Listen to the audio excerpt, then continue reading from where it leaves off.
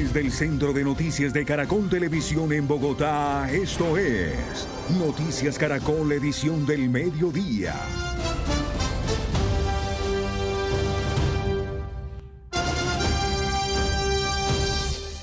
12:32 minutos, buenas tardes, bienvenidos a esta emisión de Noticias del Mediodía. La crisis del sistema de salud no solo es evidente por casos como el de Kevin Acosta, ese niño de 7 añitos que según su familia murió esperando un medicamento para la hemofilia, hecho que además es negado por la nueva EPS y por el propio presidente Gustavo Petro. Alejandra, también conocimos el caso que sucedió en Boyacá. La desesperación de no lograr una atención médica urgente llevó a que familiares de una mujer se encadenaran en las oficinas de la nueva EPS en Sogamoso.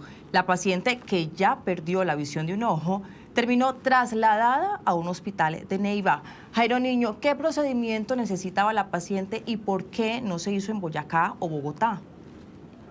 Hola, buenas tardes. Inicio mostrándoles la situación a esta hora en las instalaciones de la nueva EPS en Sogamoso, donde continúan los familiares de doña María. ¿Qué es lo que requiere esta mujer boyacense? Ella requiere manejo por neurocirugía de base de cráneo y oculoplastia. Esta situación ha llevado ya a que su familia entre en desespero después de muchos meses de buscar una atención especializada. Por eso llegaron a este sitio a las 4 de la mañana y bloquearon las instalaciones de la nueva EPS. Después de llegar a un acuerdo, se abrió nuevamente para la atención a los pacientes, pero ellos esperan que sobre la 1:30 tengan una respuesta de si ya comenzaron a atender en Neiva a la familiar que desde hace varias semanas había sido trasladada, desde hace varios días, había sido trasladada pues a otro departamento. La situación es complicada en este punto. Ellos continúan esperando la respuesta directamente de si recibió o no ha recibido la atención su familiar. Poco a poco la vida de doña María López Talero cambia por cuenta de lo que sería negligencia de su EPS. Desde hace 4 años busca autorizaciones que parecen no tener respuesta. Su salud comenzó a deteriorarse y perdió la visión de uno de sus ojos. Sí, ella por el tema del tumor, ella perdió su vista. El doctor nos dijo que para poderla hospitalizar perfectamente nos tocaba, porque iba a quedar sin visión de su ojo izquierdo, el olfato y el habla lo iba a perder. Por eso fue que nosotros la hospitalizamos en Duitama. Desde ese momento comenzó una nueva lucha para esta familia de Tota en Boyacá, pues el tiempo corre en su contra. La hospitalizamos ahí en Duitama, duró 15 días, de allá para acá nos traían, que una cosa, que la otra, nos tocó para allá, para acá. A los 15 días, el 10 de enero, le dieron la remisión para el Huila. Ella se fue, ya lleva 8 días allá, le hicieron una resonancia otra vez allá, que ya no le podían hacer más nada, que nos tocaba trasladar para el lado de Bogotá. Hoy tomaron la decisión de encadenarse en las instalaciones de la nueva EPS en Sogamoso. Por eso tomamos la decisión de que ya no nos dieron ningún traslado, encadenarnos hoy, y acá estamos desde las 4 de la mañana. Nos dicen que le van a hacer un examen ahorita a la 1:30 en Neiva, depende de lo que salga el examen, nos dicen para dónde trasladarla, con la condición de que dejemos entrar la gente y atenderla.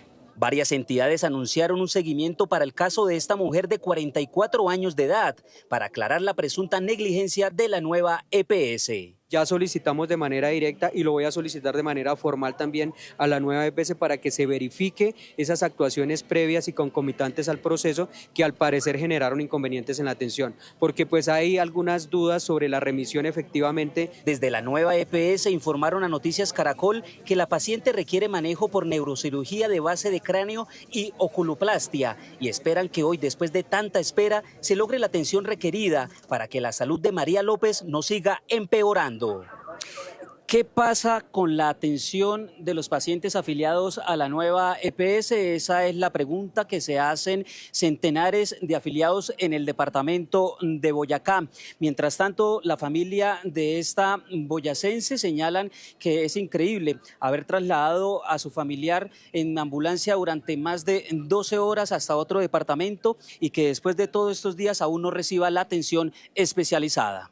Dice usted que se hacen centenares de personas en Boyacá, pero 11 millones de afiliados. se hacen esa misma pregunta. Jairo, muchísimas gracias. Vamos a volver con la historia del caso de Kevin Acosta. Es ese niño afiliado a la nueva EPS que murió por hemofilia. La madre insistió en que esa entidad no le garantizó el medicamento al menor, incluso cuando la situación médica se estaba agravando. Mientras tanto, el presidente Gustavo Petro respaldó la versión de la nueva EPS y aseguró que no se está tapando nada. 4 días después de la muerte de su hijo, llegó la primera explicación de la nueva EPS para la mamá de Kevin. El documento que aseguraba que la entidad le brindó el medicamento sin interrupciones generó su rechazo inmediato. Es una gran mentira. ¿Por qué? Porque a mí me llamaron, me dijeron que Medicarte a partir del 1 de enero quedaba sin contrato, que la nueva EPS había terminado contrato, o sea que para enero no tenía medicamento, no tenía citas, no tenía nada. El 25, 26 de enero me llamaron que había quedado con integrados. Al otro día de haberse hecho los exámenes, me mandan un comunicado donde informan que de nuevo había quedado sin EPS el niño y sin medicamento. ¿Por qué? Porque la nueva EPS tampoco había tenido contrato con ellos. Como el comunicado también registra que el niño no recibió las dosis porque la madre trasladó la atención del menor de Huila a Santander y que ella no autorizó la cirugía de su hijo, Judy Pico reiteró que lo hizo porque a pesar de la gravedad de la salud de Kevin, aún no tenía el medicamento. ¿Por qué le negué la cirugía al niño? Porque el niño no tenía el medicamento para colocarle para la cirugía. Donde ellos me le hubieran hecho esa cirugía, el niño había tenido un sangrado, una hemorragia, y ellos saben que un niño hemofílico debe de colocársele el medicamento para una cirugía de ese tamaño. El presidente Petro leyó en un evento público en La Guajira detalles del informe técnico que entregó la nueva EPS sobre el caso de Kevin y nuevamente cuestionó a la madre del menor. Aquí hay que determinar, digamos, la responsabilidad individual. Tenía que haber recibido una dosis el 14 de enero, según los datos que aquí tengo. Según el interventor de la nueva EPS, se le suministrarían el 9 de febrero. El día 8 de febrero cae a un foso o cuneta que había ahí, y de 1,5 metros de profundidad. El niño se cae en su bicicleta en un polideportivo, había un huecón en el polideportivo, sufriendo un traumatismo craneoencefálico severo. Esto lo que significa es, uno, que no mentimos anoche.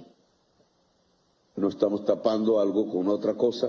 Al rechazo del comunicado de la nueva EPS se unieron familiares de Kevin que también tienen hemofilia y que siguen esperando la primera entrega del medicamento este año.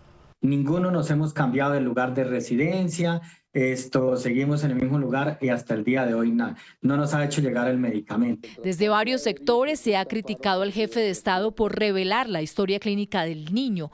Los familiares le confirmaron a Noticias Caracol que demandarán al Estado por este hecho, mientras la Fiscalía investiga si la nueva EPS tuvo responsabilidad penal y administrativa en la muerte del menor de 7 años. Y no paran los fallos de la justicia por los reclamos de miles de pacientes que piden una atención adecuada. El Consejo de Estado confirmó una decisión judicial y dejó en firme las medidas cautelares que obligan a la nueva EPS a garantizar la entrega de medicamentos pendientes a sus usuarios.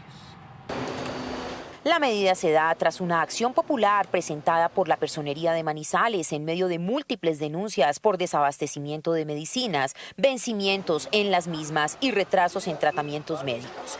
El Tribunal Administrativo de Caldas hace un llamado urgente para que la nueva EPS cumpla de manera inmediata con sus obligaciones en la capital caldense y el departamento. Esta decisión nos permite seguir trabajando con más energía para que se entreguen todos los medicamentos pendientes en la ciudad y se genere un plan para que esta situación no se siga presentando. Son 4 las medidas cautelares que la nueva EPS debe cumplir. El tribunal ordena un inventario completo de los medicamentos pendientes, entregar completamente y de forma continua todas las medicinas pendientes, elaborar un plan integral de mejoramiento que garantice el abastecimiento de fármacos y garantizar la entrega permanente de medicamentos en un término no mayor a 48 horas después de su formulación. Ya son cerca de 5 meses los que acumulan los usuarios de la nueva EPS sin la entrega de sus medicinas. Ellos aseguran que cada vez empeora más su estado de salud porque no todos tienen cómo comprar sus medicamentos. Gravísimo, o sea, llevo 7 meses sin recibir un solo medicamento. Yo estoy diagnosticada con la salud mía está colapsada. Soy diabética, no me entregan un solo medicamento para la diabetes. Que no había.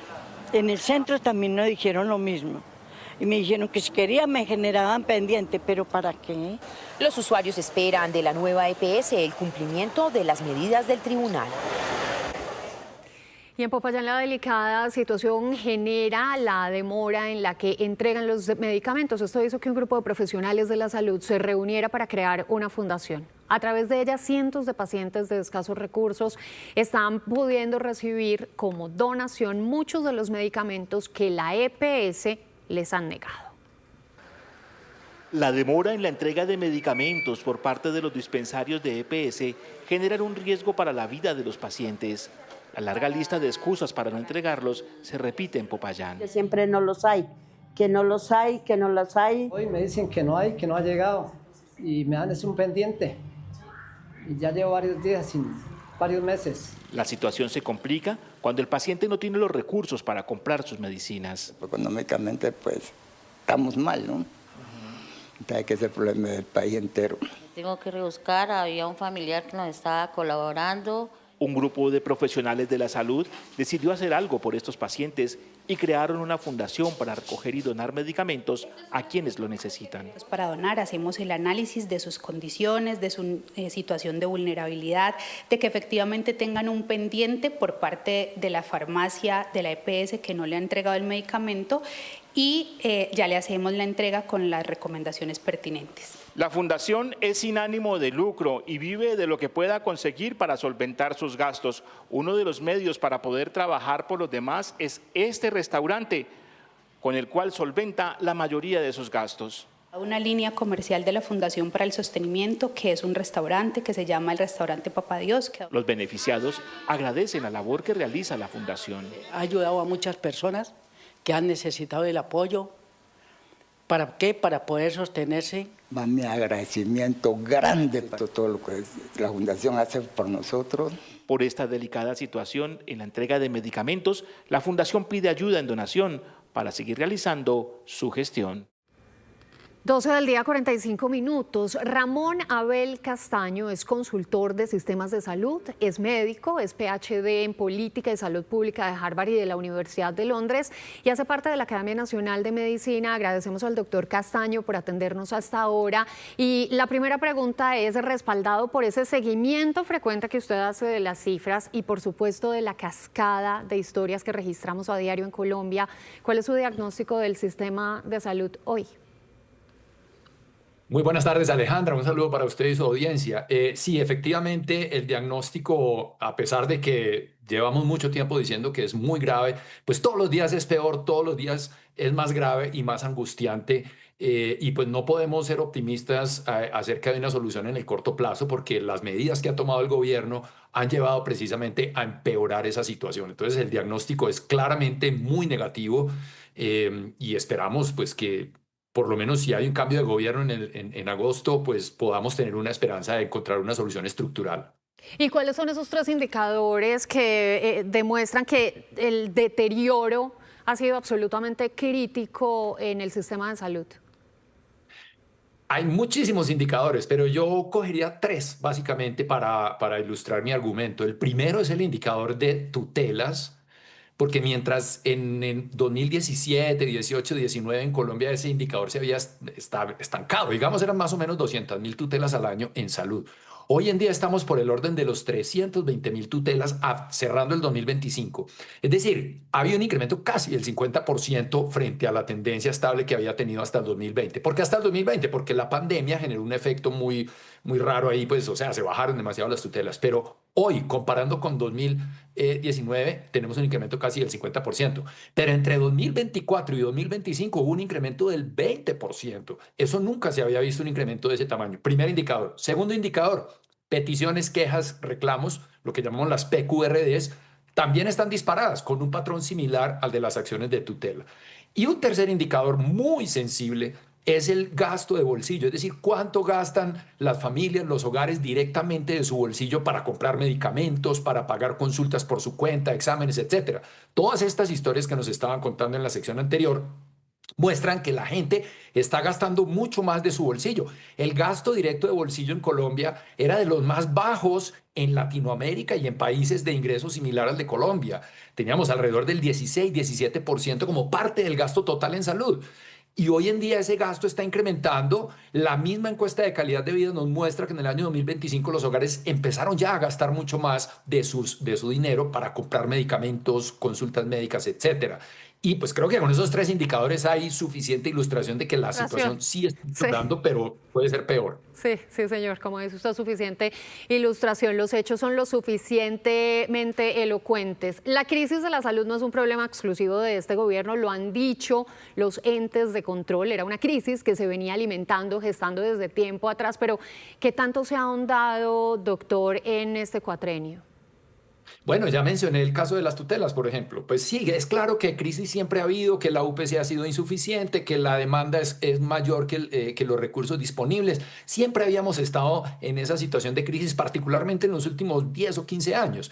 Pero esta situación que estamos viviendo ahora es sin precedentes. O sea, este gobierno profundizó esta crisis de una manera que nunca la habíamos visto. Lo dicen los grupos de pacientes, lo dicen los hospitales, lo dicen los proveedores de medicamentos y de insumos para el sistema. Nunca habíamos tenido una crisis de este tamaño. Entonces, la excusa de que esto viene desde antes no sirve. Empezando porque los gobiernos llegan es para solucionar problemas, no para buscar excusas en gobiernos previos. Pero aún así, la crisis que este gobierno causó con ese desfinanciamiento deliberado de la UPC para los años 2023, 24, 25 es exactamente consecuencia de esas decisiones. O sea, la crisis no hay ninguna duda que la causó, la profundización de la crisis, para ser más precisos, no hay ninguna duda de que la causó este gobierno con esas decisiones equivocadas.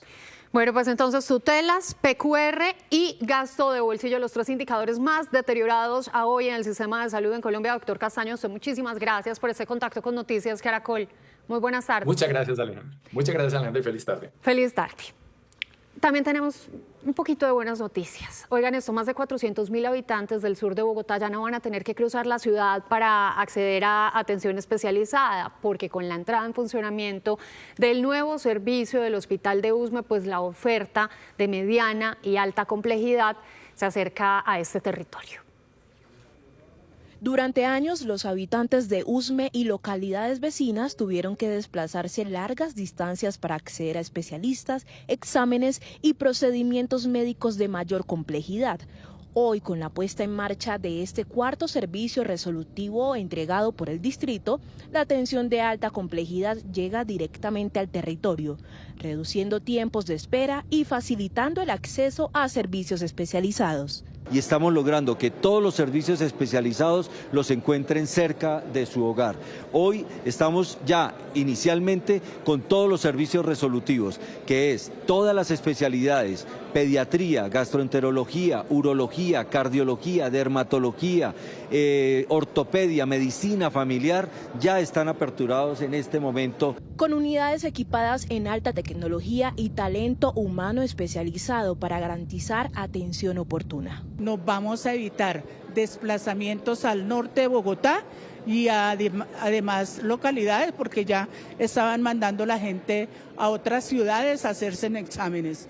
Este proyecto hace parte del Plan de Modernización Hospitalaria del Distrito. La infraestructura contempla más de 33.000 metros cuadrados y 229 camas. Y en medio de la apertura de estos servicios, el alcalde hizo un llamado directo al gobierno nacional. Ahora, si hacemos un llamado, y aprovecho esta entrevista para hacer un llamado al gobierno nacional, hoy las EPS intervenidas por el gobierno nacional le tienen una deuda o le deben a las subredes de Bogotá, a las subredes públicas de Bogotá, 300.000 millones de pesos.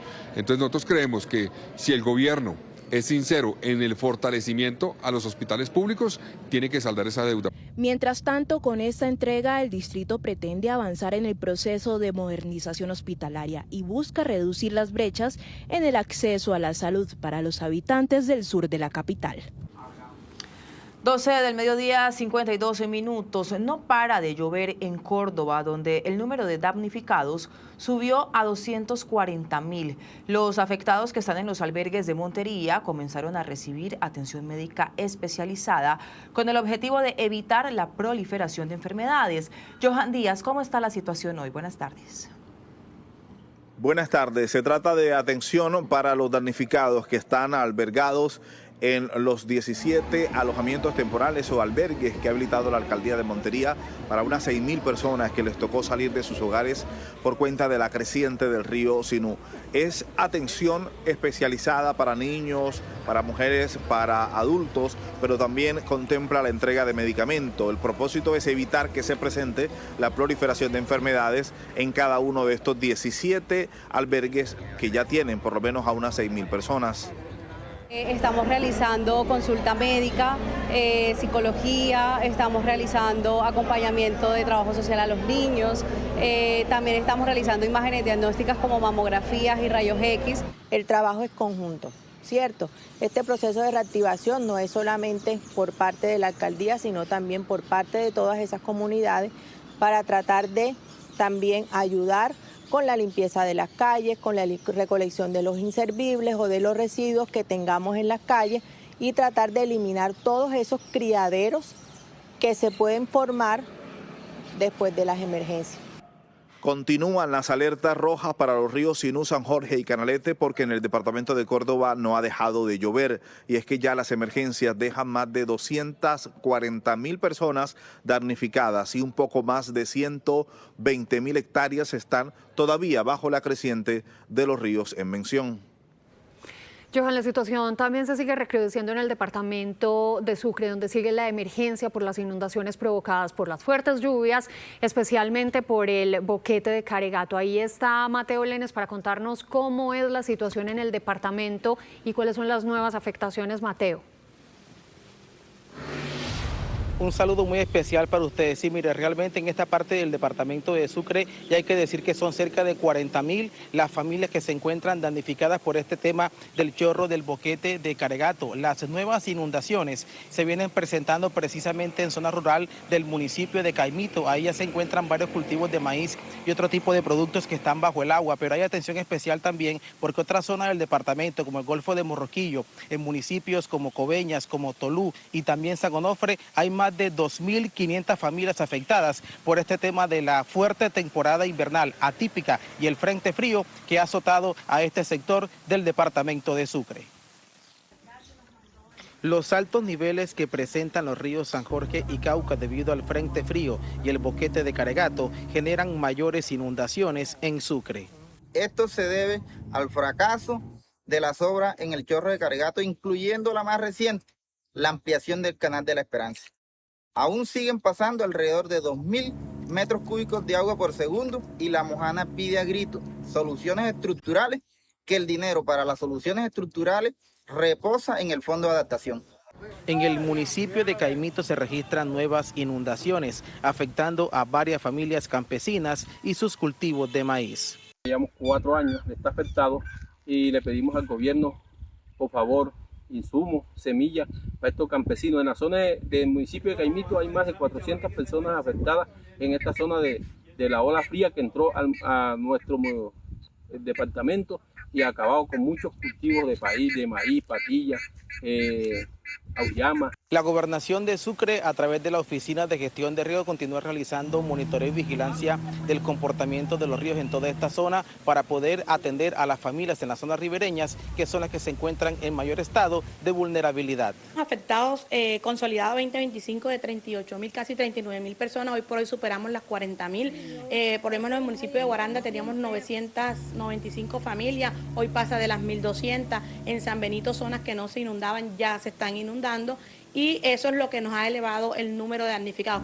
En Sucre, las subregiones del San Jorge, La Mojana y el Golfo de Morrosquillo, en municipios como San Onofre, Tolú y Coveñas, están afectados por el frente frío. Sigue siendo muy difícil la situación en esa parte del país. Y a las 12 del mediodía, 57 minutos, cambiamos de tema. En Cartagena, hace más de un año, una menor de edad resultó gravemente herida por una bala perdida. Pues gracias a la solidaridad de diferentes sectores, la niña ha podido mejorar sus condiciones de vida porque ella perdió la movilidad. Isaac Rivera, usted nos cuenta cómo es la historia. Buenas tardes. Hola, buenas tardes. Miren, el 21 de noviembre de 2024 ocurrió este lamentable caso. Ese año, pues, la niña se encontraba jugando en la terraza de su casa. En ese entonces tenía 9 años y cuando ella jugaba, hombres armados realizaron un atentado a un vecino y lamentablemente una de las balas impactó en ella, comprometiéndole sus pulmones, pero también afectando su médula espinal y por eso durante más de 5 meses estuvo postrada en una cama con serias afectaciones en su movilidad. Su madre nos cuenta que fueron momentos difíciles, fueron meses de mucho dolor, fueron meses bastante complicados, pero ella dice que nunca perdió la fe, oró mucho y pidió porque pudieran superar este momento. En la siguiente entrevista que le hicimos a la madre, podemos ver cómo fue esos meses de mucha angustia para ella. Mi niña no fue la misma, la niña pasó de ser una niña que todo lo hacía a depender de mí, porque mi niña me tocaba cargarla a una silla para bañarla, me tocaba hacer todo lo que ella en un momento hacía, me tocaba peinarla, me tocaba bañarla, cambiarla como si hubiera vuelto a nacer.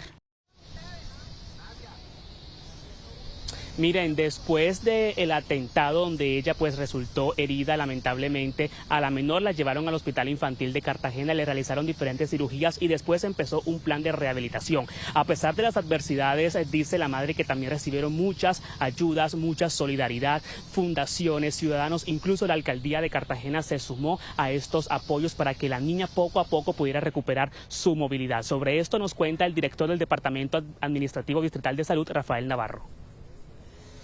Pues comenzamos todo ese plan de rehabilitación. Inicialmente en casa, trajimos los especialistas en casa, cirujano de columna, fisiatra, terapia domiciliaria, cama hospitalaria, sillas de ruedas, férulas, órtesis y todo eso que conllevó pues a esa rehabilitación que pues gracias a Dios y a todo este esfuerzo mancomunado que hemos hecho desde la alcaldía, también con acompañación de su EPS, hoy podemos tener la satisfacción de que la niña volvió a caminar. Pero miren, no solamente en insumos médicos, en todo lo que tiene que ver pues con la parte sanitaria, fue la ayuda que recibió esta familia. Desde la alcaldía también le ayudaron, por ejemplo, con la reconstrucción de su casa, mejoraron su fachada, pero también mejoraron la vía por donde ella vive. Resiliencia es la palabra con la que Audrey González, la madre de la menor, pues nos describe estos más de un año pues que duró con mucha angustia, con mucho dolor, pero que finalmente ya dice que han vuelto a nacer y que están muy felices por lo que está pasando actualmente con la recuperación de su hija.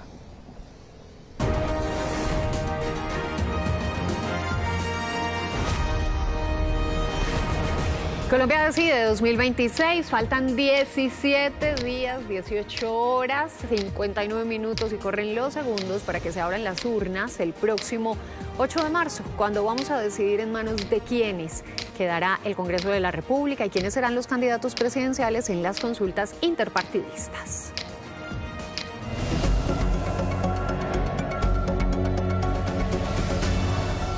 Y a la 1 en punto arrancamos el radar de la política con Iván Cepeda, candidato del Pacto Histórico que va directo a la primera vuelta, recordemos, y que hoy está precisamente reactivando su agenda por las regiones. Está ya en Putumayo y está empezando en este momento un evento con sus seguidores en el parque principal de Puerto Asís. Estamos muy atentos a las declaraciones del candidato que muy seguramente volverá a referirse a este tema, al tema de la consulta de izquierda el 8 de marzo, que sigue generando apoyo en el progresismo porque se conoció esta circular interna del Pacto Histórico enviada específicamente a la militancia y simpatizantes que pide expresamente no votar esa consulta de izquierda. Dice puntualmente, no se votará la consulta ni se impulsará propaganda alguna sobre ellas. Toda nuestra fuerza organizativa y política debe concentrarse en asegurar una gran votación solo por las listas del pacto histórico. No nos distraen, no nos dividen, pero también resaltan la importancia de que la publicidad esté enfocada únicamente en la campaña de Iván Cepeda a la presidencia. Y dicen puntualmente, esta es la parte que ha generado mayor descontento, que quienes desconozcan estas decisiones políticas, utilicen la imagen del pacto en otras campañas o actúen por fuera de esta línea colectiva, estarán sujetos a la aplicación de las normas estatutarias, la ley de bancadas y a las decisiones de los órganos de dirección del movimiento. En otras palabras, a fuertes sanciones. Pues Roy Barreras, candidato de la consulta que hoy está en Arauca y que ha llamado, recordemos, a las bases del pacto a que lo acompañen, reaccionó a esta circular. Esto dijo: garanticemos el triunfo del progresismo con la unidad. No siembren heridas que después me cueste trabajo sanar. No es amenazando bases que se logra sumar, es abrazando a todos, dándole garantías a todos. Yo sé unir al país y, por supuesto, sabré unir a quienes hemos estado unidos durante años. Precisamente hoy el Pacto Histórico presentó una nueva estrategia de vigilancia electoral con la que buscan ponerle la lupa muy de cerca al proceso del próximo 8 de marzo. Anunciaron presencia de sus militantes en cada una de las 120.000 mesas de votación y otras estrategias. Vamos a tener un equipo especializado que nos permita, a través de la actividad humana, pero también con inteligencia artificial, identificar cifras que no correspondan a la tradición electoral de ciertos puestos de votación, donde deberemos entonces interponer las impugnaciones. Lo que estamos es anticipándonos a cualquier intento de fraude. Y del Pacto Histórico vamos a pasar ahora a la campaña de Abelardo de la Espriella, que hoy llegó a Villavicencio, al Meta. Fue recibido desde muy temprano por cientos de sus seguidores y tuvo 4 reuniones en Los Capachos, ese sitio tradicional, con mujeres, empresarios, comerciantes, los jóvenes de su campaña y también veteranos de la reserva. Hoy el candidato tendrá otro gran evento con seguidores en la tarde. Esto dijo de la Espriella. No saben la alegría. ¿Qué explicación razonable hay para que un tipo que no pertenece a la casta, que sea de la provincia, al que no le dieron la bendición los gamonales allá en un club bogotano, bueno, está bien, chinazo, usted puede ser como se hacía antes? ¿Qué te indica a ti que sin estar con todos esos apoyos yo esté aquí, que yo hice ya la alianza que tenía que hacer, que es con el pueblo colombiano? Ya conecté con el corazón del pueblo colombiano y eso y la gracia de Dios es lo que me tiene aquí. Y vamos con candidata de la consulta de derecha, la gran consulta por Colombia, Paloma Valencia, que hoy está en Medellín, pero en las últimas horas tuvo un evento grande con jóvenes del Centro Democrático para escucharlos e incluir sus inquietudes en su plan de gobierno. Hablaron del acceso a la educación desde edades tempranas y Paloma reiteró su propuesta de los bonos escolares para aquellos estudiantes que han tenido falencias accediendo a la educación pública, pues lo hagan a los colegios privados. Yo soy mamá y a mí me parece que la educación es el motor más importante de movilidad social y es lo que a uno como padre más le importa. Nosotros sí vamos a jugárnosla por una revolución educativa de fondo. Y cuando los colegios públicos no den la talla, vamos a pagar los bonos escolares para que los niños pobres y vulnerables de este país puedan ir a colegios privados para el Estado. Y pasamos ahora a la campaña del candidato presidencial Daniel Palacios, que viajó a Washington esta semana para radicar una solicitud en la que pide que se investiguen las menciones a Iván Cepeda en los computadores de Raúl Reyes. El material está siendo revisado por el Departamento de Justicia de Estados Unidos como una prueba en el indictment en contra de Nicolás Maduro. Palacios pidió que se determine si existen razones para investigar aparte al hoy candidato Iván Cepeda. Solicitado formalmente a la fiscal general de los Estados Unidos, Pam Bondi, de que revise las menciones del hoy candidato a la presidencia Iván Cepeda en los computadores de Raúl Reyes. Estos computadores que contienen valiosa información sobre los vínculos con el crimen organizado, con agrupaciones terroristas y narcotraficantes. Y para el cierre del radar de la política de hoy, les presentamos las caras de miembros en retiro de las fuerzas militares que dejaron el uniforme y ahora quieren llegar al Congreso de la República. Aquí sus perfiles.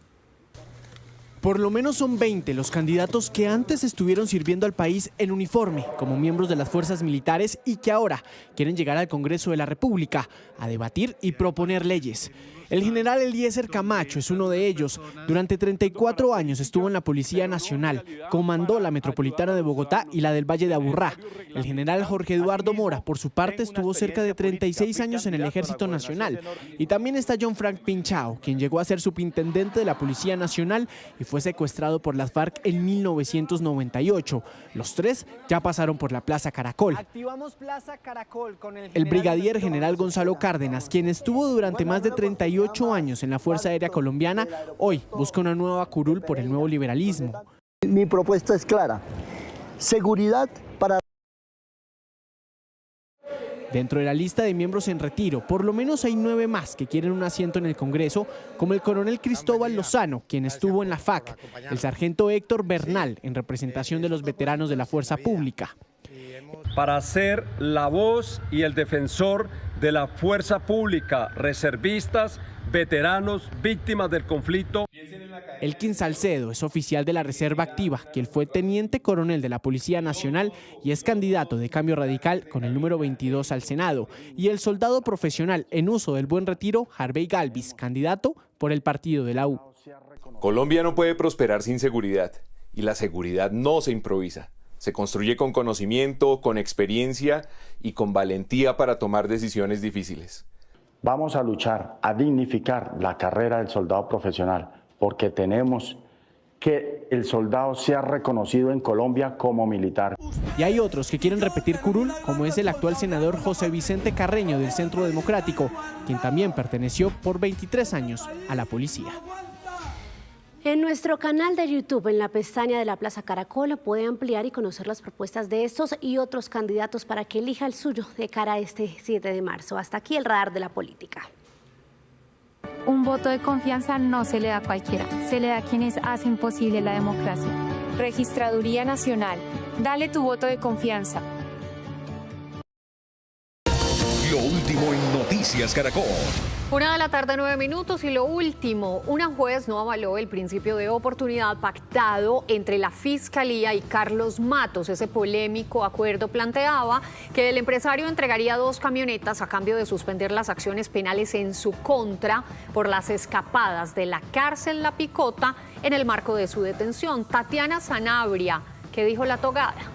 ¿Qué tal? Muy buenas tardes. En medio de la audiencia, la juez del caso señaló que hubo una falencia argumentativa y falta de sustento por parte de la Fiscalía en el momento de presentar el principio de oportunidad pactado con Carlos Matos. La togada aseguró además que el ente investigador incumplió la causal 3 al otorgar este tipo de beneficios, la cual señala que se debe reparar el daño colectivo causado y que debe ser equiparable con el delito, así como garantizar que no se vuelva a cometer la conducta penal. En ese sentido, instó a la Fiscalía a verificar la proporcionalidad del beneficio otorgado. Escuchemos.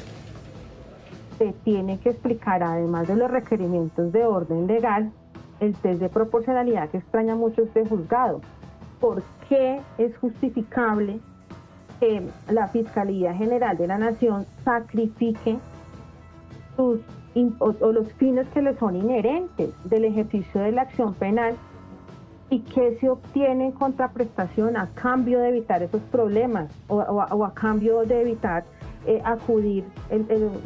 hacer acudir a una persona ante un juez de conocimiento, un juez con de control de garantías, si es que se decide continuar con el presente asunto? Así las cosas, el caso continuará su curso en los estrados judiciales mientras se define o procede un nuevo principio de oportunidad en el marco de este proceso liderado por la Fiscalía. 1:18 p.m. ¿Ha escuchado hablar de los Terians? El fenómeno social que se ha viralizado en redes sociales con imágenes de jóvenes y de adultos que se comportan como animales, especialmente como perros. ¿Cuál es su origen y cómo entenderlo? Aquí les contamos. También me gusta hacer como que caso, con peluches, con cosas. Me gusta usar a veces como si fuera correas o cosas así, o mordedores. Esta es parte de la descripción de una joven en Uruguay que se identifica con el fenómeno social Terian. El término significa animal salvaje y humano, básicamente cuando una persona se identifica con el comportamiento animal. Este grupo tiene, digamos que una historia desde la década de los 90, no obstante por las redes sociales, por TikTok, por Instagram, pues han ganado en la actualidad una visibilización mucho mayor. Las redes sociales se han inundado de estas imágenes en donde jóvenes y adultos cubren su rostro con máscaras de perros, zorros y gatos, entre otras especies. Saltan imitándolas, intentan actuar como animales y hasta se muerden o incluso aguantan un mordisco por parte de un perro. Sentirse identificado con un animal no es una enfermedad en sí, pero cuando esta identificación reemplaza la identidad humana, ahí podemos hablar de un problema clínico. Encontrar la llamada identidad durante la etapa de la adolescencia es una línea delgada que se está traspasando de forma cada vez más riesgosa, así lo advierten los expertos. Escuché el caso de una nena, una adolescente que en Nueva York hacía sus necesidades en las piedritas de los gatos, en la casa, cuando otra persona fue a un veterinario en vez de a un médico clínico porque tenía una tos. O otro caso de una persona que comía directamente el alimento balanceado de un animal. Ahí ya pone en riesgo la vida de la persona, ahí ya no es una representación simbólica, ahí ya es una psicosis donde la persona se cree o toma un rol o una identidad que no es la correcta. La importancia de construir el diálogo y el acompañamiento en familia termina siendo el punto de encuentro para enfrentar las tendencias, las condiciones de salud mental y la forma en la que se forja el carácter. La familia necesita acompañar desde el afecto, pero también marcar la realidad. O sea, seguir tratando a esa persona como un hijo, como un hermano, como un nieto, no como un personaje. Y para mí, amar no es adaptarse todo al otro, sino que es ayudar a que el otro no se pierda. Hay que fomentar espacios de conversación, de escucha, acompañamiento responsable, también identificar, digamos que las emociones, qué emociones se sienten al identificarse con estos procesos. Entre la curiosidad y las opiniones digitales, el fenómeno Terian ha abierto discusiones sobre el futuro de la juventud y la importancia de forjar identidad desde la familia.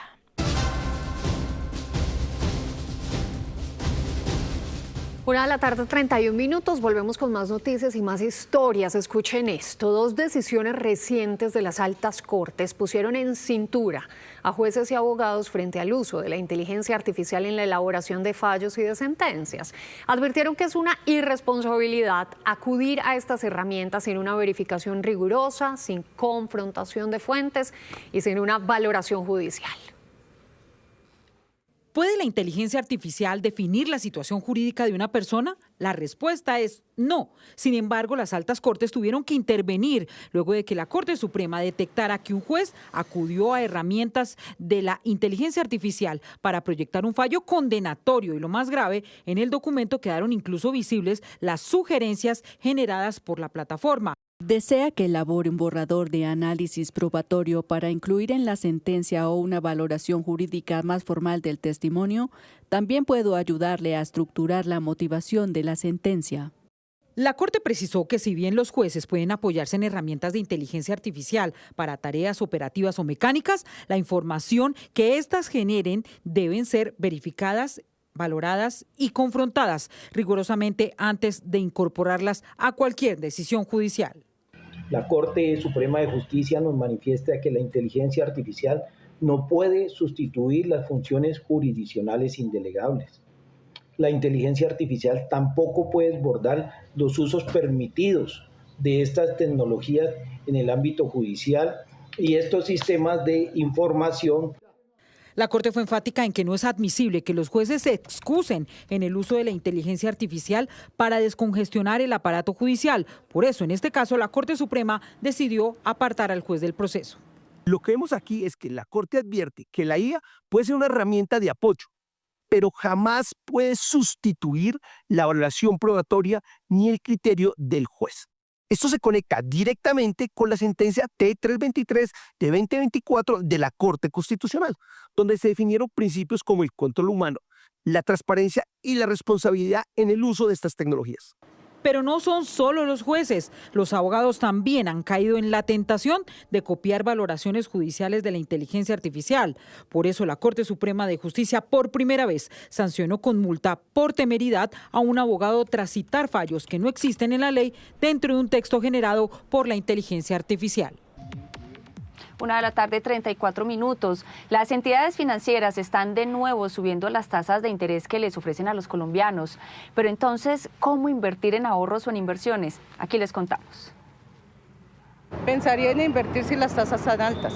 Y es que los mismos analistas piensan igual que doña Olga, que cuando las tasas de interés suben, los principales beneficiados son los ahorradores. Hace apenas unas semanas, la Junta Directiva del Banco de la República subió su tasa de referencia en 100 puntos básicos, ubicándola en 10,25% anual. Esa tasa es la más alta en muchos meses y funciona como el precio base. Cuando sube, los bancos privados también ajustan las tasas que le ofrecen a sus clientes. Estamos en una coyuntura favorable para el ahorro porque es probable que ese dinero se empiece a remunerar un poco mejor a lo largo del tiempo. Esto ha dado paso a lo que los analistas llaman una guerra por el ahorro. Cada banco quiere atraer más clientes ofreciendo mejores tasas en productos. De repente uno podría decir, claro, van a empezar a subir las tasas de interés, puedo recomprar la cartera. Sí, pero la recompra de cartera va a ser suficientemente favorable para mí con una tasa de interés de repente un poco más elevada, o de repente me conviene un poco más, sí, justamente hacerlo porque el plazo se va a diferir y va a tener de pronto un poco más de liquidez, más de caja cada mes,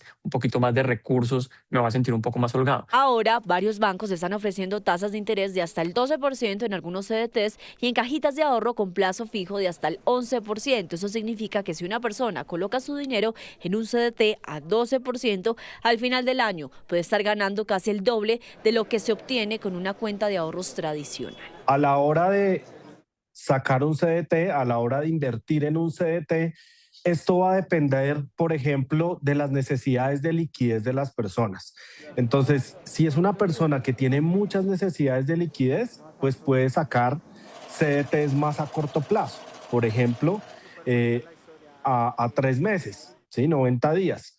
Si de pronto es una persona que tiene mayor liquidez y que no la necesita en el corto plazo, pues de pronto puede sacar un CDT a más mediano o largo plazo. A un plazo de 30 días, el CDT en el mercado tiene tasas de hasta el 9% y un plazo de 120 días alrededor del 11%.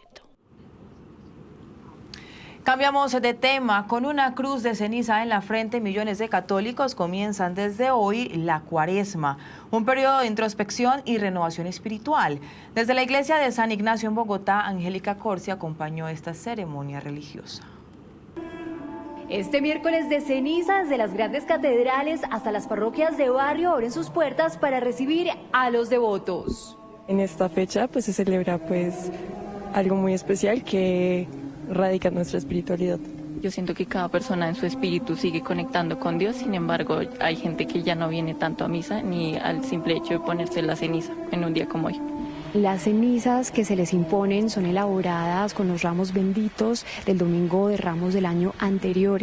Esto va más allá de un acto litúrgico. Polvo eres y en polvo te convertirás. La cruz con ceniza nos invita a la conversión y evoca ese deseo que hay en todos los seres humanos de ponernos en camino, de ir más allá de nuestros límites, de nuestras fragilidades, para poder ser presencia del amor de Dios en medio de la historia. Y eso es lo que significa esta cruz, un deseo de conversión. Así como don Blasco, de 43 años, oriundo de Ciénaga, Magdalena, lleva años llegando a la misma iglesia y esta vez no fue la excepción. ¿Dios ha cambiado en algo su vida para que usted tome este miércoles y tenga una pausa? Sí, claro. Dios cada día cambia nuestras vidas si nosotros estamos dispuestos a cambiar. O sea, en algo no, en todo. Cada día, cada hora, cada minuto. Conviértete y cree en el Evangelio. De esta manera comienzan 40 días de Cuaresma que culminarán en la Semana Santa y el Domingo de Resurrección.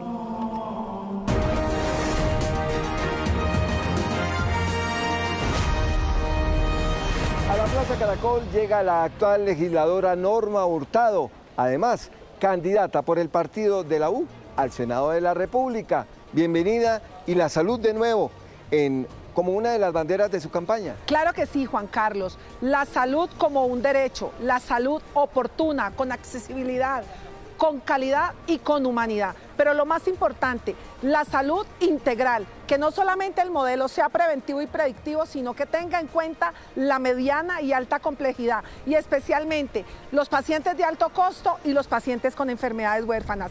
Esa debe ser una bandera no solamente de Norma Hurtado, sino de todos los congresistas que logremos esa curul el próximo 8 de marzo. ¿Cómo lograr que la salud tenga una evolución en este instante de país? Lo primero, tenemos que reconocer que hoy estamos en una crisis y en una crisis profunda.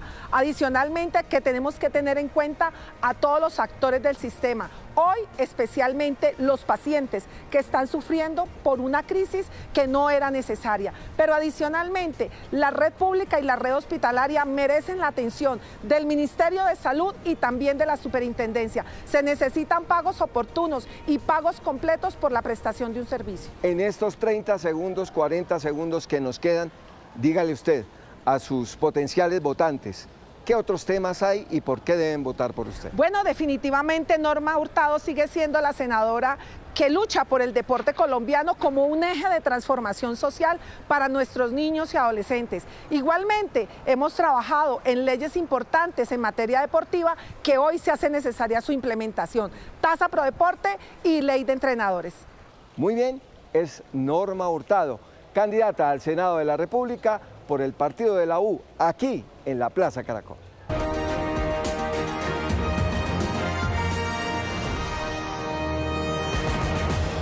Una de la tarde, 50 minutos. En su 10ª parada, el bus Colombia llegó a Villavicencio, corazón del Meta, una ciudad marcada por la ganadería, por el campo, pero donde hoy sus habitantes alzan la voz para hablar de unos retos de una capital que busca transformarse. Y nos vamos de inmediato con nuestros queridos Mayra Tenorio. ¿Dónde me dejó a Sneider Rico, mi Mayra?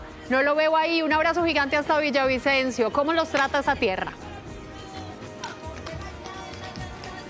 Aleja, muy buenas tardes, está muy cerquita, pero primero quiero contarles y darles la bienvenida a esta, la Puerta del Llano. Historia, tradición, baile, esto es Villavicencio y es que vamos a hablar de esta gente bella. Hablamos del corazón agrícola, ganadero de Colombia, el centro del país comercial, y aquí está el que usted estaba buscando, el corresponsal de esta tierra, Sneider Rico. Muy buenas tardes, qué alegría recibirnos así, con danza, con baile, con tradición. Así es, Mayra, buenas tardes. Y Alejandra, yo estaba aquí al lado del parrando llanero porque como todo llanero siempre estamos al pie del arpa. Por supuesto que hay muchos retos que tiene el departamento del Meta y sobre todo la capital de Villavicencio. Uno de ellos, Mayra, es recurrente, es el tema del agua, que tiene ya 9 meses con racionamientos aquí en la ciudad, y eso pues obviamente ha hecho que las personas se pregunten que cuándo hay una solución. ¿Y cuál sería esta? Hablamos de que ya hay un programa desplegado porque el suministro es intermitente, es un problema muy importante. Así es, Mayra, recorrimos precisamente, nos fuimos hasta la zona donde se cayó parte de la línea de aducción, son 130 metros, que es un desafío a la ingeniería para poder realizarlo. Hicimos un informe muy detallado y también de la problemática y las quejas que tiene la gente.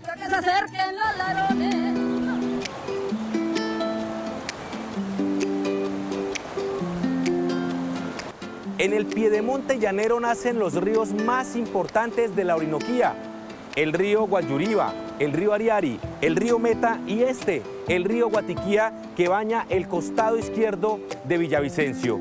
Lo que se preguntan los ciudadanos es por qué con tanta riqueza hídrica la ciudad no tiene un acueducto que le brinde agua las 24 horas del día. Entonces ahí estamos, desamparados totalmente con esto. No tenemos respaldo de nadie, pero sí, el recibo sí puntual. Villavicencio tiene el mismo acueducto de hace más de 30 años y para abastecer a más de 500.000 de habitantes requiere 1.800 metros de agua por segundo. Sin embargo, desde hace 9 meses se abastece por turnos, a pesar de que está rodeada de ríos. Contamos con la cuenca del río Guatiquía, lo que nosotros denominamos la ruta del agua. Aquí tenemos Quebrada Blanca, que hace parte, por supuesto, de una cascada muy importante que se llama Palmichal. Tenemos una quebrada que es Quebrada Honda, de donde se supone que debería venir el acueducto de Villavicencio. Tenemos diferentes ecosistemas ricos, muy importantes. La reparación del tramo afectado es un desafío a la ingeniería por la complejidad del terreno. Mientras tanto, los ciudadanos aprovechan al máximo el agua que les llega por turnos.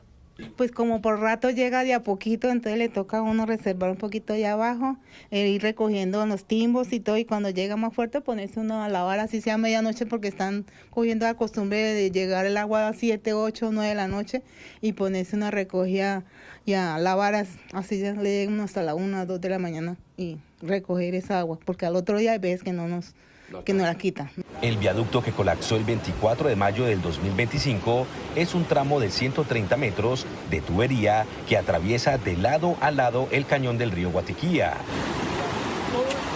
Los usuarios piden desde entonces que llegue la solución a este problema.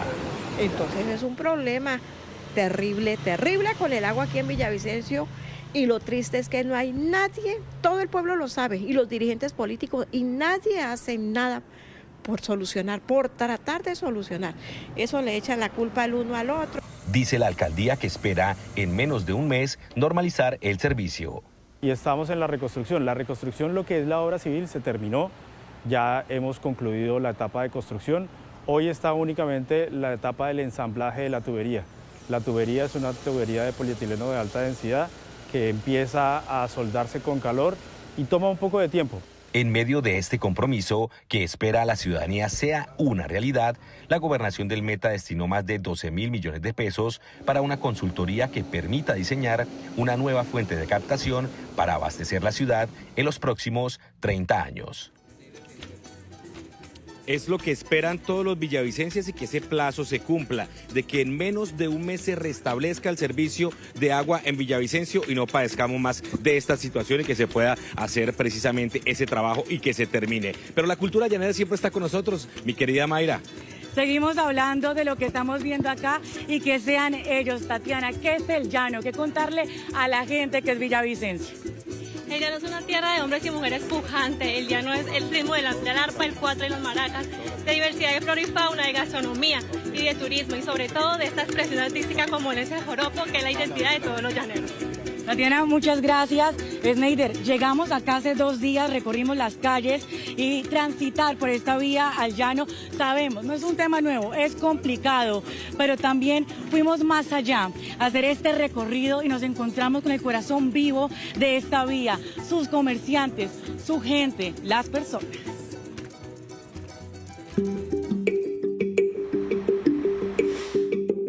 Entre montañas, ríos y extensas llanuras, se extiende la vía al llano. No solo conecta territorios, conecta vidas.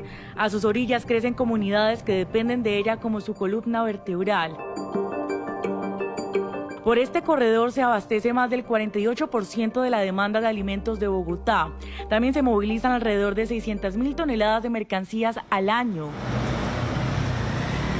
Esta ruta que conecta al centro del país con los llanos orientales es un camino con siglos de historia, marcado por la inestabilidad geológica de la cordillera oriental. El dolor de cabeza de la vía al llano es que estamos en la cordillera oriental. No tenemos ninguna otra posibilidad sino cruzarla para poder comunicarnos con el centro del país. Cierres constantes, deslizamientos y mantenimientos frecuentes. El riesgo persiste, las personas que transitan por la vía lo relatan, nosotros también lo hicimos. El ingreso a la vía al llano llegó 4 horas después de iniciar este recorrido. Fue en la noche, en medio de los tramos más complejos. Así se vio nuestra travesía, visibilidad reducida, vías estrechas por obras y zonas de riesgo y monitoreo. Al otro día continuamos el recorrido y nos encontramos con el alma viva de este corredor, su gente. Como digamos el patrón depende digamos del trabajo de nosotros también para un sustento, o sea, todo es una cadena donde nos vamos beneficiando unos con otros. Son comerciantes, campesinos, familia. Ellos han crecido aquí, como Marta, nacida y criada en Pipiral. Mucha gente ha tenido que salir desplazada porque si no hay sustento aquí, como vemos, la vía, esos son los negocios, y si no hay sustento, no hay negocio, entonces no podría, la economía cae totalmente.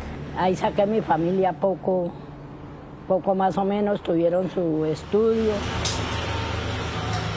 Se trata de la vida y el comercio que se ha forjado a la orilla de esta ruta nacional, como la de Doña María. Y nos vinimos. Y aquí hicimos una casita de paro y ahí vivimos. Incómodos, pero ahí. Para mí significaba que era donde se movía mucho transportador, mucho camionero, mucho mulero, buses, la gente ya no subía mucha mercancía, plátano, mandarina, ganado, yuca, esto todo era arrabal, había esta casita, una y allá, como 4 casitas cuando llegamos, lo demás era monte, arrabal. Y entonces yo miré que como que uno podía sobrevivir. En medio de las diferentes posiciones que se han dado a conocer sobre las fallas en este corredor, gremios, ciudadanos y productores hablan de la necesidad de que escuchen su clamor. Clama que tengamos oportunidades, y las oportunidades nos las da una vía. Si no tenemos cómo sacar nuestros productos, si no tenemos cómo atraer al turismo, pues no nos vamos a poder desarrollar. La vía es nuestro cordón umbilical con el desarrollo. Para la gente esta vía pide ser entendida en su dimensión real, no a través de una solución transitoria, sino como el corazón productivo de un país entero.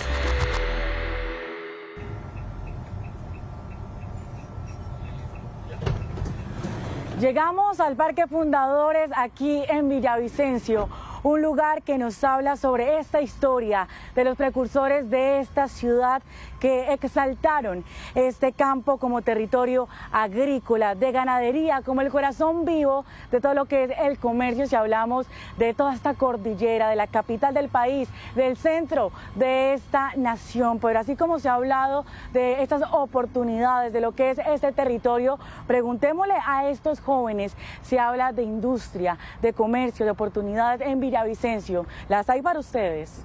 Bueno, en Villavicencio hay muchas oportunidades sobre la agronomía, pero ¿qué pasa con los jóvenes que estudiamos otras ciencias? El llano no solo se tiene que quedar como un sector agroeconómico, sino como riqueza turística o de otros medios. Maviana, ¿hacia dónde mirar? ¿Hay oportunidad? Claro, en Villavicencio hay oportunidades, pero necesitamos acompañamiento institucional y hacerle seguimiento a estas oportunidades. Hay jóvenes que emprenden, pero pues no, los emprendimientos no llegan a su cúspide por lo mismo.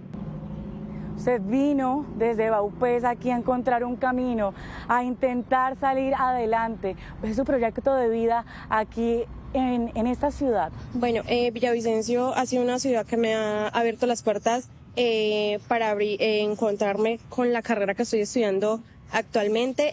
Me ha brindado oportunidades para salir adelante, ya que desde donde vengo las oportunidades no las hay, ¿sí? En esta comunidad indígena de donde usted viene, sigue haciendo el camino. ¿Qué oportunidades? ¿Hacia dónde mirar? Bueno, Villavicencio es una potencia para el ecoturismo. Nosotros tenemos bastante recursos naturales, entre esos las aves. Las aves nos han impulsado también lo que son los humedales. Nuestros humedales también son bastante llamativos respecto a su riqueza biológica, hídrica, y también pensaría en otros ecosistemas como los marichales. Oportunidad para conocer este territorio. Sebastián, ¿qué oportunidades hay acá, además de pensar de que esto es industria? Sí, yo creo que realmente acá hay bastantes oportunidades. Hay personas que a veces lo plantean de otra manera, como que no, como que la ciudad es muy chiquita, pero creo que en realidad somos la capital, pues, también así de la agronomía, ¿sí? Cuando la gente viene a los llanos piensa en animalitos, piensa en vacas, piensa en un amanecer, en un atardecer. Creo que hay todo tipo de oportunidades, hay que saberlas buscar. Creo que como todo toca lucharla para entrar, porque no es fácil entrar a gremios que ya están posicionados, que ya están planteados, pero realmente acá hay buen estudio, hay oportunidades, tenemos técnicos, tenemos universidades, entonces creo que es saberlas buscar. Cada uno tiene que enfocarse como en su camino y eso lo va a lograr encontrar. Toca lucharla, como lo dice Sebastián, y ahí les pregunto, ¿qué propuestas, qué decirles a los dirigentes políticos, qué se puede hacer en el llano? ¿Cuál es esa mirada joven que tienen ustedes? Bueno, mirar pues la inversión. Villavicencio es una ciudad pues joven a comparación de otras grandes ciudades. Es una ciudad en crecimiento, hay que invertir mucho en Villado, ya lo hemos visto en dichos sectores como el deporte. Han invertido mucho en el estadio, en la ciudadela más que todo deportiva. Entonces hay que motivar también a los jóvenes que digamos hoy en día no están estudiando, se dediquen a algún deporte. También es incentivar a los jóvenes para que hagan deporte.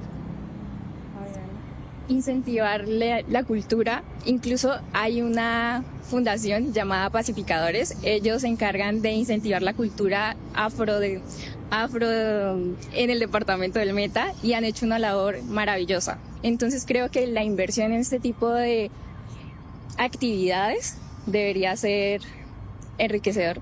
En fundaciones, en programas que den línea hacia dónde mirar.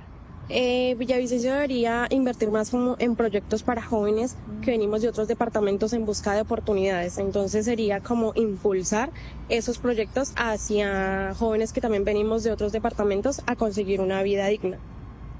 Muy importante. Vale, también pensaría yo en potenciar la investigación, ya que pues los enfoques que hay hoy en día son muy tradicionales, enfoques que van dirigidos hacia la ganadería y también a lo que es la agricultura.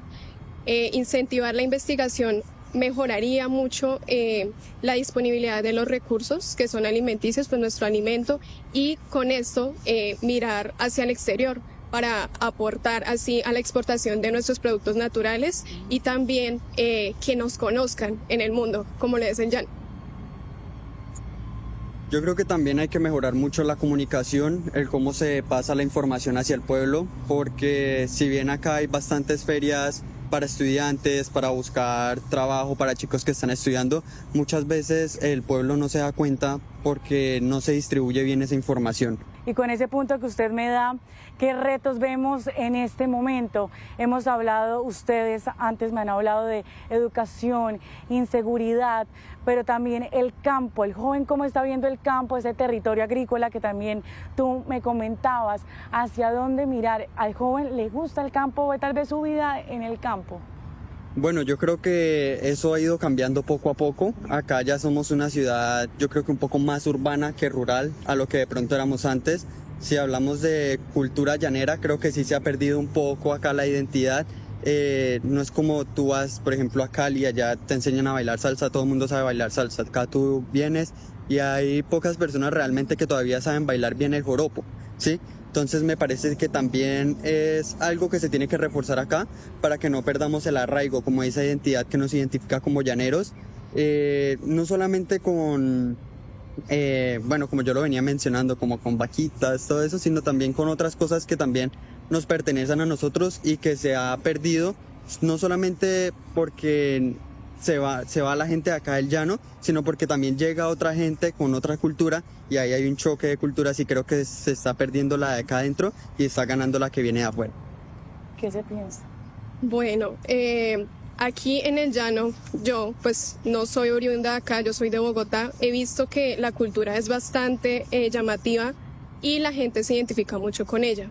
Y no solo en la ciudad, también se ve mucho en el campo y desde la parte que no es agrícola, las personas, pues por ejemplo, culturas indígenas, etnias, ellos sí se apropian de esa cultura y le están sacando el provecho. Los dirigentes deberían mirar esto para poder dar a conocer lo que es Villavicencio y lo que es también la región Orinoquia. Es bastante hermoso lo que hay. Bueno, como persona que vengo de otro departamento, siento que se está perdiendo como mucho a la tradición llanera.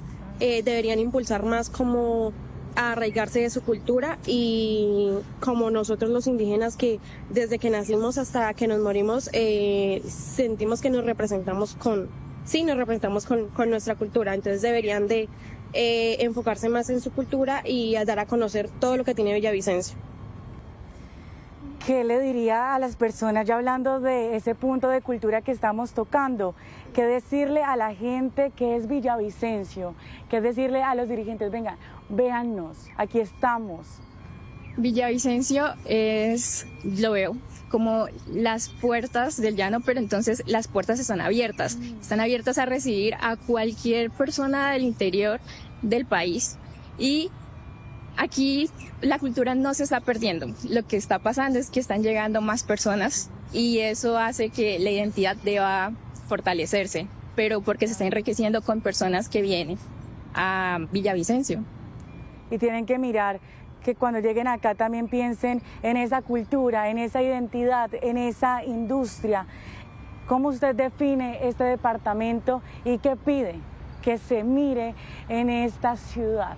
Bueno, primero hay que defender la cultura, ¿no? Aquí hay instituciones que todavía nos enseñan mucho, como es Corcumbi, la Casa de la Cultura, pero nada que no están tan allegadas al llano. Por ejemplo, de mi parte, yo soy una persona que nací en San José del Guavere, pero me crié en Bogotá, llegué acá y aprendí mucho de la cultura a través de estas instituciones. Entonces, quiero darle este mensaje a las personas que vienen de afuera, que no vean el llano como vacas, esto, sino la belleza de la gente. La gente de acá en Villavicencio es muy amigable, compañerista, y eso es lo que debemos aprender del llano. Ustedes nos dan una lección muy importante hoy de cultura, de identidad en este llano, lo que le dicen a los dirigentes políticos, las oportunidades que tiene esta ciudad. Muchas gracias por estar aquí en el Bus Colombia y ustedes escucharon aquí la voz del llano. Es la mirada de los jóvenes pilos de diferentes universidades de aquí Villavicencio, que tienen su concepto en medio ambiente muy claro, también en la cultura, muy claro también en el tema incluso de que quieren incidir en la política y en otras situaciones que hacen parte del quehacer cotidiano aquí en Villavicencio. Mayra, pero para esto tenemos un invitado también, porque don Alcides Antonio Jauregui tiene 70 años en el periodismo, de los cuales 65, es un maestro. Es una institución, tiene 65 años con el noticiero del llano al aire. Hace 65 años le ha dado voz a esas comunidades apartadas. Don Alcides, hemos hablado de la vía al llano, la problemática, también hablamos del acueducto. ¿Qué otras problemáticas y retos tiene la ciudad? Fundamentalmente la falta de liderazgo. El líder es el que se compromete, orienta y guía a la colectividad hacia un destino colectivo. Ya ha faltado eso. Ni los políticos, ni los gobernantes, ni los periodistas, ni los sacerdotes, es decir, los estamentos de la sociedad, le ha faltado berrajera, entusiasmo, pasión y sentimiento por el departamento del Meta. Ahí también hablamos, Alcides, de básicamente esas soluciones. ¿Qué caminos puede tomar Villavicencio para que venga, salgamos adelante? Sencillamente adoptar una actitud de compromiso. Si yo me comprometo y lo que manifiesto en las tertulias y lo que expreso en la plaza pública cuando estoy en una campaña electoral tiene que convertirse en realidad, no quedar, como se dice, en el aire. No, hay un compromiso y entonces ese liderazgo se empieza a ejercer cuando la palabra se empieza a cumplir. Y se ve en las calles. Quiero contarles que estuvimos escuchando estas historias porque es gente berraca, apasionada, y recordemos de Snyder que en este departamento sur del Meta se vivió esta época de violencia, de gente que está saliendo adelante con procesos de paz, con restauración, con actividades contando que aquí se puede construir la paz. El Bus Colombia llegó hasta Villavicencio, un territorio de paz, en donde asociaciones como Asorrevic acercan víctimas del conflicto, victimarios, para hablar de reconciliación. Soy víctima del conflicto, me inspira que debemos unirnos y de verdad de corazón perdonarnos unos a otros. En nuestra asociación enseñamos a los niños de las víctimas y los victimarios a que aprendan a reciclar, a cuidar el planeta. Nos han buscado o han llegado al de nosotros. ¿Por qué? Porque también buscan como ese acercamiento de decir, no más, como decir un victimario. ¿El victimario fue víctima? También, porque algún día también los reclutaron. ¿Qué significa para usted que las víctimas se le acerquen y le digan, yo a usted lo perdono? Tristeza, dolor. Porque me pongo en los zapatos de ellos y perder un ser querido, para nada, eso es muy difícil. Pero también hay esa esperanza de que están brindando esa oportunidad de poder acercarnos a ellos, ser amigos y comenzar a emprender y caminar buscando la paz. Creo que después de un proceso de reflexión interno es algo fundamental para el crecimiento de cada persona, porque uno como víctima se pregunta, bueno, y si me quedo acá estancado, ¿qué voy a ganar? No voy a ganar absolutamente nada. Y ese espacio que nos brinda la asociación para justamente poder entender también un poco más a otras personas, porque compartir es vivir también, compartir nuestras experiencias y también escuchar a la otra parte, Ya ¿no? tenías un proyecto de una empresa, pero que gracias a la asociación te ha permitido crecer un poquito más. Es correcto, desde la universidad comenzamos con mi pareja a tener un proyecto y desde que nos unimos a la asociación como que han fluido más cosas, hemos podido crecer mucho más. Nosotros hacemos acuaponía, nos llamamos AFUT y hacemos acuaponía e hidroponía, entonces sembramos lechugas actualmente y plantas aromáticas acá en el llano. Iniciativas como las de Azorrevic son un enorme mensaje que refleja que en Villavicencio y Colombia la paz debe ser el camino. Este es Azorrevic, que es el centro, las víctimas y los victimarios, o sea, estamos aquí para ayudar, para de verdad hacer una paz, una resiliencia. Vieron ustedes las voces, la gente, los retos y sobre todo yo me quedo con esta cultura tan bonita que merece ser mostrado no solo en el país, sino en el mundo. Esto es el llano. John Onofre, cantante de nuestra música llanera, ¿por qué es importante que la cultura llanera trascienda fronteras, John? Bueno, porque el llano tiene mucho por mostrarle no solamente a Colombia entera, sino al mundo entero. Toda su gastronomía, sus mujeres, sus paisajes, esta hermosa cultura, su música. Y queremos invitarlos a todos para que se dejen contagiar por un poquito de joropo en sus corazones. Bueno, Mayra, aquí termina la Ruta a Colombia, pero con música. Pero antes de eso, ¿dónde estaremos mañana? Bueno, estaremos en Montería, esto sigue rodando, escuchando estas voces, las voces de la gente, pero dejemos con esto, con música, con lo que es el llano para Colombia.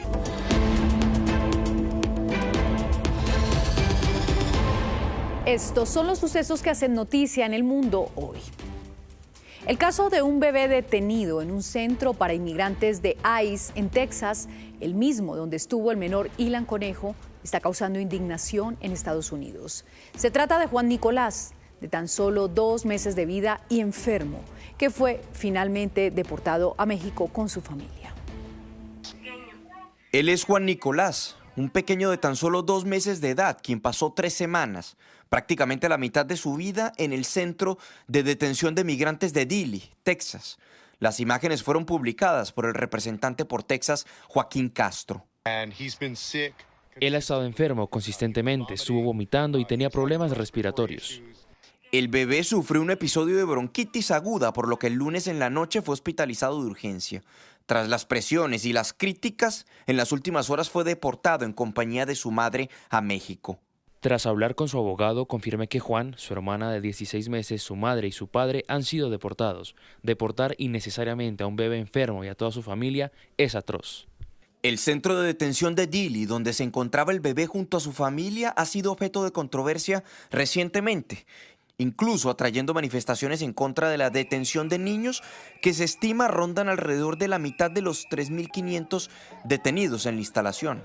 Allí estuvieron recluidos menores como Liam Conejo Ramos, el niño de 5 años detenido en Minnesota en un operativo contra su padre, y también María Antonia Guerra, la niña colombiana que escribió una carta publicada por el portal ProPublica. María Antonia fue deportada a Colombia junto a su madre posteriormente.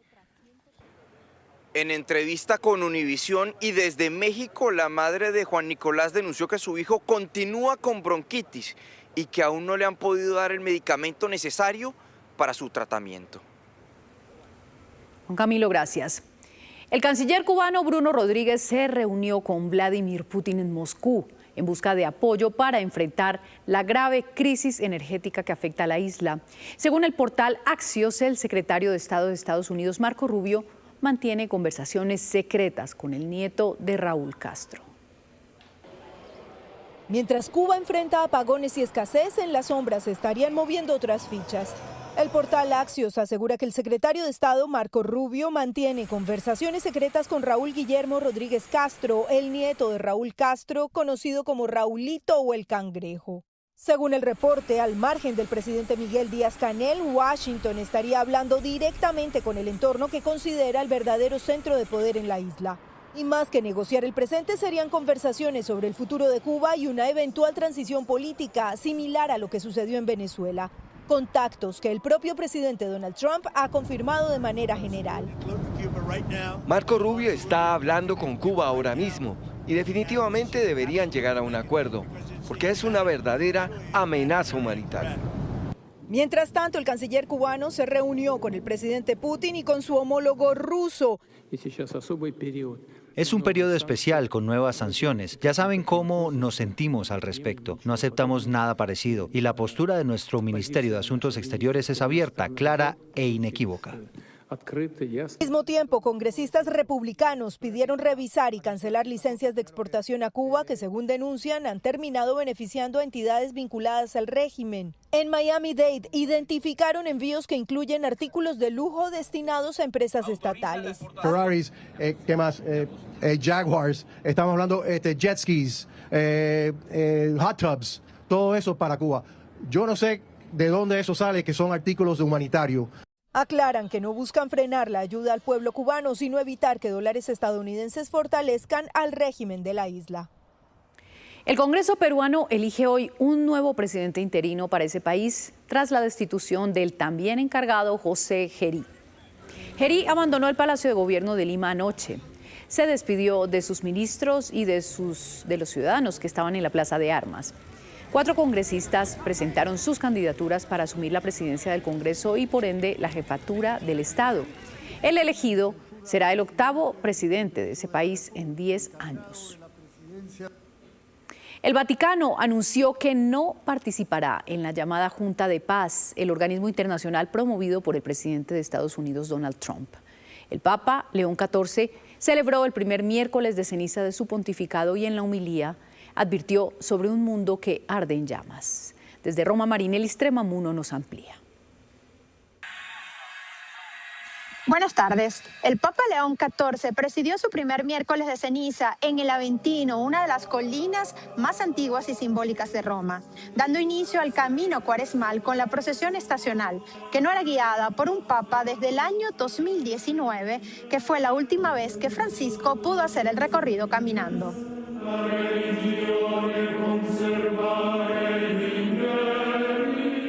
Luego el pontífice presidió la misa y durante la homilía recordó que la cuaresma es un tiempo para reunir al pueblo y reconocer que el mal no proviene solo de enemigos externos, sino que también habita en el corazón humano. Y no es casualidad que muchos jóvenes, incluso en contextos secularizados, sientan la llamada de este día miércoles de ceniza, más que en el pasado. Son ellos, de hecho, los jóvenes, quienes comprenden claramente que es posible una vida más justa y que hay responsabilidades por lo que está mal en la Iglesia y en el mundo. Advirtió que las cenizas que se imponen en la frente evocaron hoy el peso de un mundo herido por la guerra, por la injusticia y las crisis ecológicas. Sentir en las cenizas que se nos imponen el peso de un mundo en llamas, de ciudades enteras destruidas por la guerra, las cenizas del derecho internacional y de la justicia entre los pueblos, las cenizas de ecosistemas enteros y de la armonía entre las personas. En un gesto cargado de significado fue el propio Papa quien impuso las cenizas a los cardenales, signo visible de unidad en torno al sucesor de Pedro. Así comenzó la primera cuaresma del pontificado de León XIV, marcada por la llamada a la responsabilidad, la comunión y la esperanza. Desde Roma, Marinelli Stremamuno para Noticias Caracol. Gracias, Marinelli. 2:57 p.m. Volvemos a las noticias de nuestro país. Bucaramanga está pisando fuerte por estos días con el inicio de Expo Cuero 2026, la feria del calzado con la que se busca reactivar la industria en un momento clave tras la crisis comercial con Ecuador. Colores vibrantes, texturas innovadoras y diseños que marcan tendencia es lo que se ve esta semana en la Feria Internacional del Calzado de Bucaramanga. Los brillos, los tacones y los colores pastel marcan las tendencias de la temporada. En materiales, los tonos pasteles, los charoles, los brillos y las alturas, siempre una altura cómoda, que es una altura 3,5, 5,5. Esta feria, más que una vitrina, es oportunidad de negocio. Fabricantes y comercializadores y proveedores participan en las exposiciones de los stands con la expectativa de concretar pedidos para el resto del año. En esta feria pues tenemos la oportunidad de mostrar las tendencias, las cosas que vienen de moda, las cosas que esperamos se desarrollen en el transcurso del año. Esperamos pues a través de esta feria pues el apoyo de todos los sectores económicos. Los empresarios del calzado buscan abrir nuevos negocios a otros países tras la crisis que dejaron los aranceles impuestos por Ecuador. Compradores internacionales llegaron a Bucaramanga atraídos por la calidad y tradición del zapato santandereano. Primer día, primer vez que estamos por acá y desde que entramos estamos bien sorprendidos de la variedad y la calidad de estilos. Compradores de varias ciudades del país también han llegado a Bucaramanga. Sabemos que acá se concentra pues la mejor calidad en zapatos. En clima caliente sufrimos mucho con el problema de despegue de las suelas. Acá pues nos entregan los zapatos vulcanizados de muy buena calidad, no se pelan, realmente es un zapato que es duradero y bastante cómodo. La meta es este año vender 4 millones de pares de calzado en la feria que se realizará hasta el próximo viernes 20 de febrero.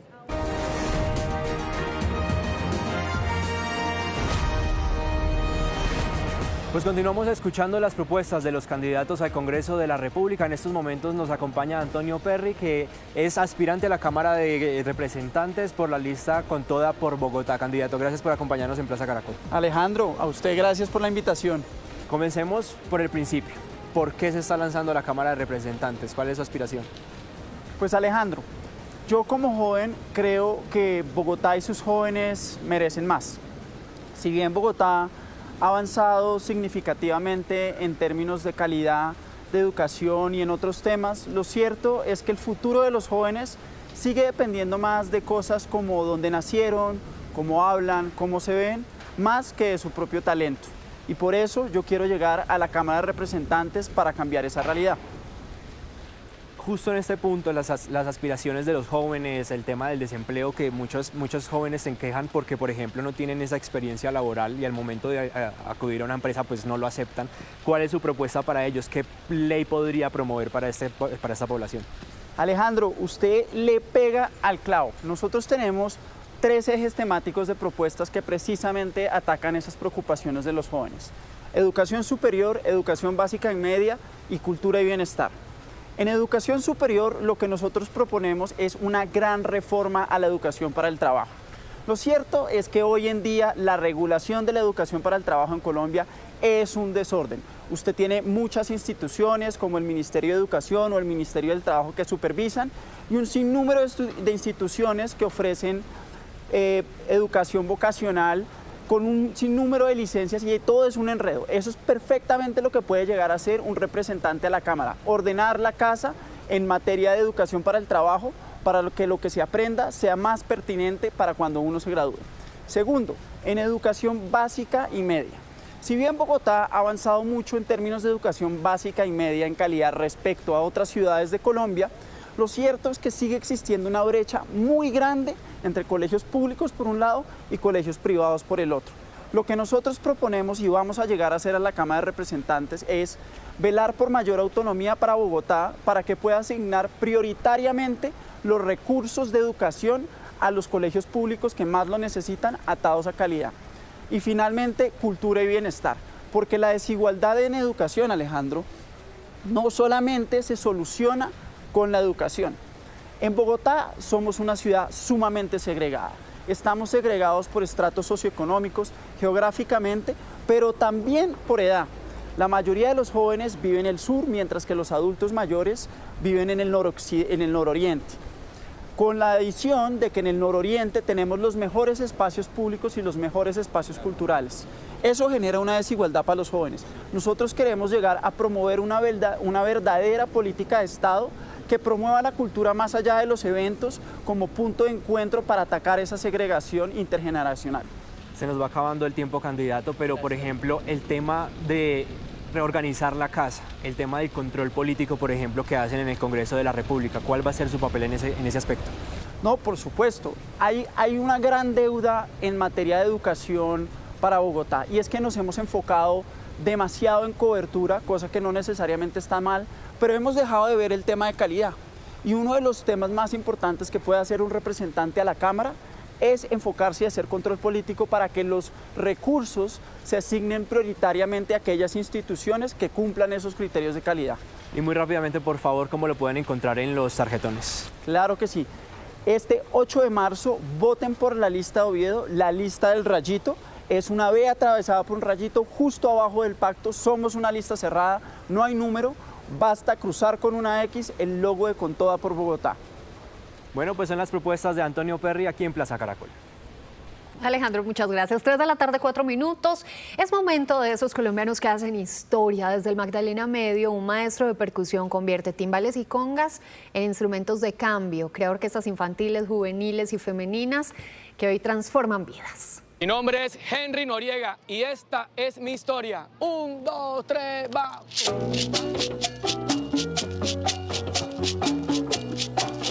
Soy percusionista hace más de 25 años y hoy me dedico a ser la mejor escuela de percusión latina del Magdalena Medio.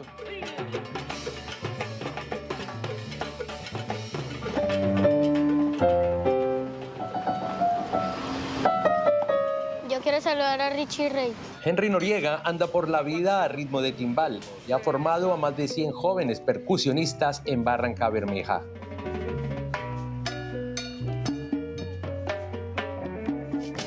¿Cómo hace para organizar musicalmente niños, mujeres y adultos? La verdad que hace años empezamos con Salsa al Barrio y tenemos ya la orquesta de adultos. Y ahí se acercaron ya las chicas de Anacaonas, luego llegan los niños que también querían aprender y le abrimos el espacio donde tenemos el proyecto Mambo Kid. El maestro Henry siembra en los niños la semilla del cambio a través de la música.